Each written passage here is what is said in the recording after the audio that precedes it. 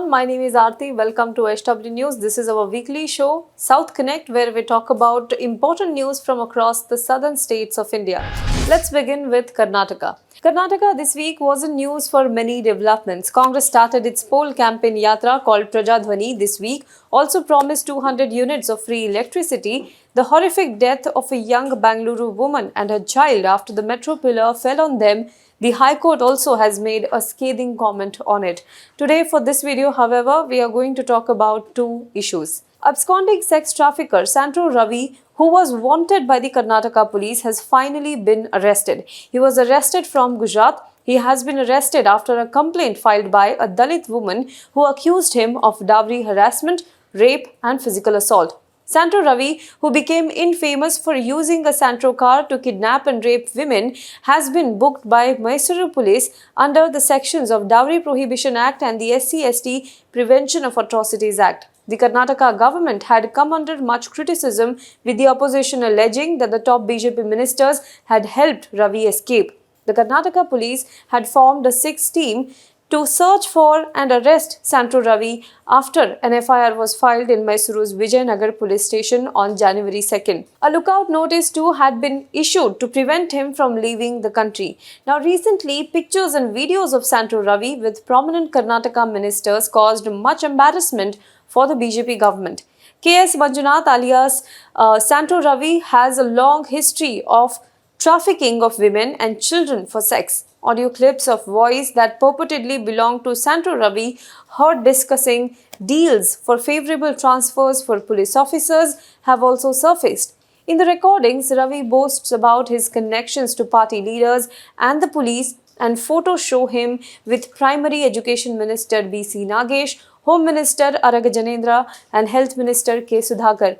Chief Minister Basavaraj Bommai denied any connections between the ministers and Santro Ravi and claimed that it is difficult to verify all the visitors to the ministers. Ravi has a history of criminal cases against him dating back to 2003, including the charges of dowry harassment, human trafficking and rape.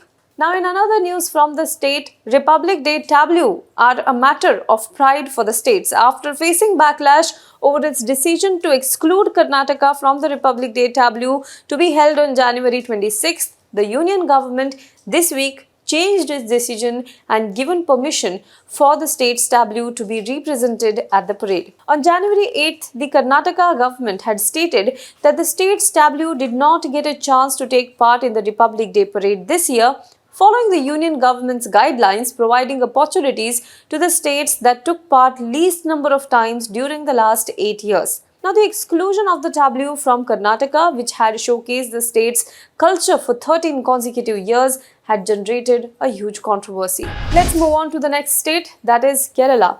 The Kerala Health Department has banned the production, storage and sale of mayonnaise made of raw eggs. Health Minister Veena George issued the order in this regard on Friday under the Food Safety and Standards Act 2006.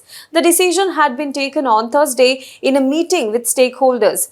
A statement from the minister said that mayonnaise made with raw eggs was found to be very dangerous if not used in time.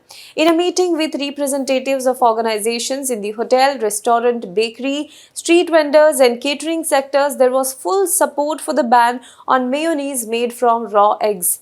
It was decided that vegetable or pasteurized mayonnaise could be used instead. The Food Safety Wing of the Health Department also issued an order on Friday mandating that a sticker showing the date and time of preparation and the expiry date must be affixed on food packets. The Health Department has strengthened checks at eateries and other food outlets after food poisoning led to the death of one and caused illness in many.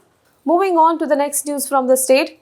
Now, girl students of a university in Kerala can avail menstruation benefit in the form of additional condonation of shortage of attendance. Considering the long pending demand of the students, the well-known Cochin University of Science and Technology has sanctioned an additional 2% of condonation of shortage of attendance to female students in each semester.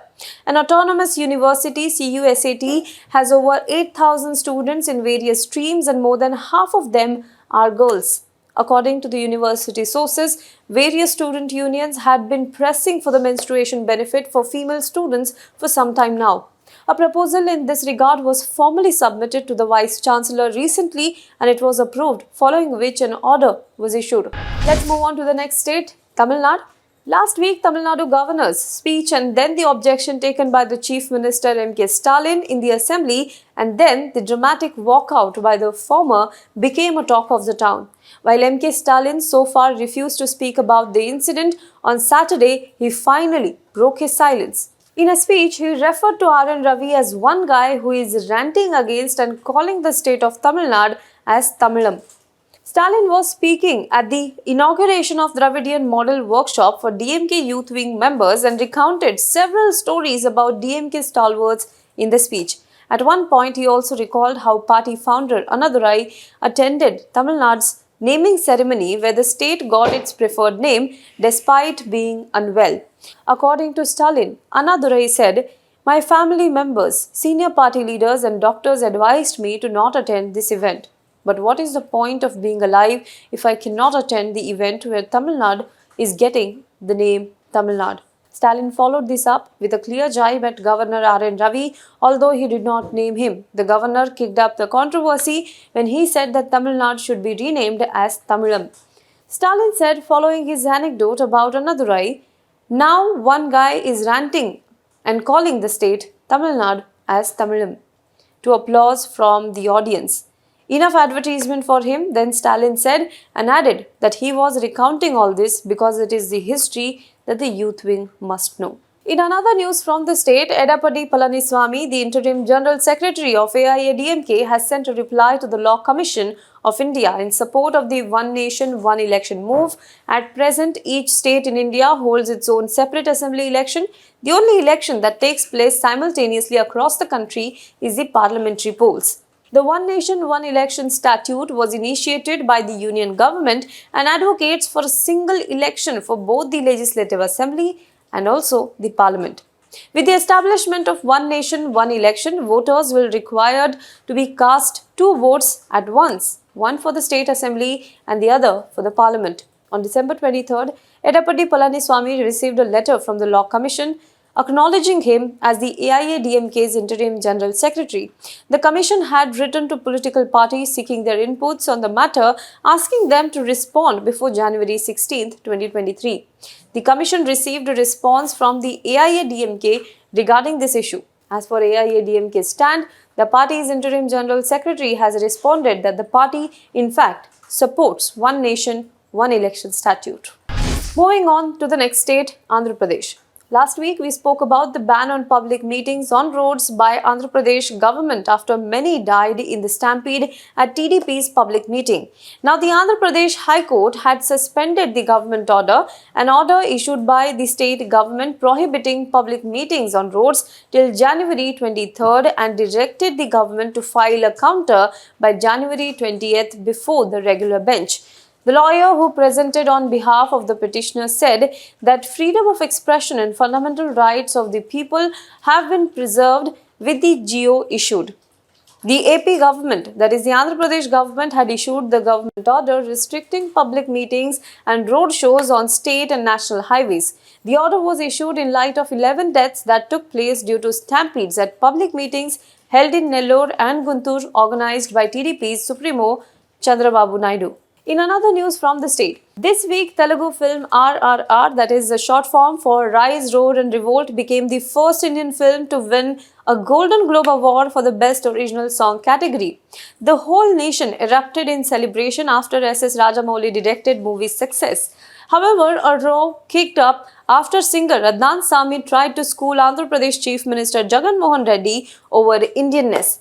Jagan Mohan Reddy tweeted after the historic win that the Telugu flag is flying high. On behalf of all of Andhra Pradesh, I congratulate M.M. Keeravani, S.S. Rajamouli, Tarak and Ram Charan and the entire team of RRR movie. We are incredibly proud of you. Hashtag Golden Globes 2023.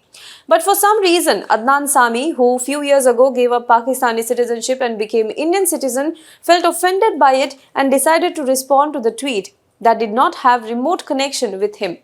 Replying to the tweet, Adnan Sami wrote, Telugu flag, you mean Indian flag, right? We are Indians first, and so kindly stop separating yourself from the rest of the country. Especially internationally, we are one country. This separatist attitude is highly unhealthy, as we saw in 1947. Thank you and Jai Hind. However, this did not go down well with many Indians, who in turn gave a piece of advice to Adnan Sami. Health Minister of Andhra Pradesh, Rajini Vidadla, waded into the row as she slammed the singer for confusing the identity, pride and separatism. Rather than overthinking on Twitter, maybe you should work towards getting India another Golden Globe, the minister wrote. What do you think about this? Also, let us know in the comment before we move on to the next news from the state of Telangana. In a veiled attack on the BJP ruling BRS President and Telangana Chief Minister K. Chandrasekhar Rao, also known as KCR, said that stoking religious and caste fanatism and divisiveness in society would lead to undesirable circumstances and a Taliban-like situation unlike Afghanistan. Rao was addressing public meetings after inaugurating integrated district collectorate at Mehboobabaad and Kothagudem. He said, peace, tolerance and wishing for the welfare of all are important if society is to make great progress. If religious and casteist fanaticism are promoted, people are divided. Such are the policies followed, it will become like hell. It will become like a Taliban-like affair, like in Afghanistan, and lead to a terrible situation. Due to this hatred, circumstances in which the country's lifeline itself would get burnt would arise. So especially youth should be alert. This is what KCR said. Do let us know what do you think about this in the comment box below. For more news and updates, you can log on to www.hwnews.in. Now be the first to know about the latest updates on our new news app. Go on your Android or iOS, search for HW News Network. Download our app, choose the language you prefer to get updates in, and be up to date with the latest news.